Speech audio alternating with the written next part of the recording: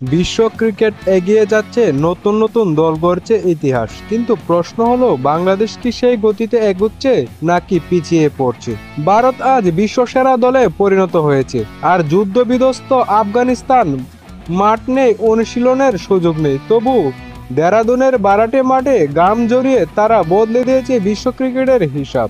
2023 সালের বিশ্বকাপে ইংল্যান্ড, পাকিস্তান আর শ্রীলঙ্কার মতো চ্যাম্পিয়ন দলকে হারিয়ে বিশ্বকে তাক লাগিয়ে দিয়েছিল আফগানিস্তান। কিন্তু যখন অন্যরা উন্নতির দৌড়ে ছুটছে, তখন বাংলাদেশের ক্রিকেট পিছিয়ে যাচ্ছে, এমনটা মনে করেন জাতীয় দলের সাবেক অধিনায়ক মুশফিকুর রহিম। বিশ্ব ক্রিকেট যতটা এগিয়েছে, আমরা তাদের থেকে অনেক পিছিয়ে আছি।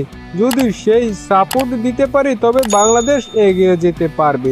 মুশফিকুর রহিম আরো বলেন, আমরা তো ক্যারিয়ারের শেষ প্রান্তে, চাই পরের প্রজন্ম যেন নিয়মিত মাঠে খেলতে পারে, পায় আধুনিক অনুশীলনের সুযোগ। বাংলাদেশ ক্রিকেট আর কতদিন এভাবে পিছিয়ে থাকবে? আর এবার কি সময় হয়নি বদলে যাওয়ার? আপনারা কি মনে করেন, বাংলাদেশ কি আবার বিশ্ব ক্রিকেটে মাথা উঁচু করে দাঁড়াতে পারবে? কমেন্টে জানান আপনার মতামত।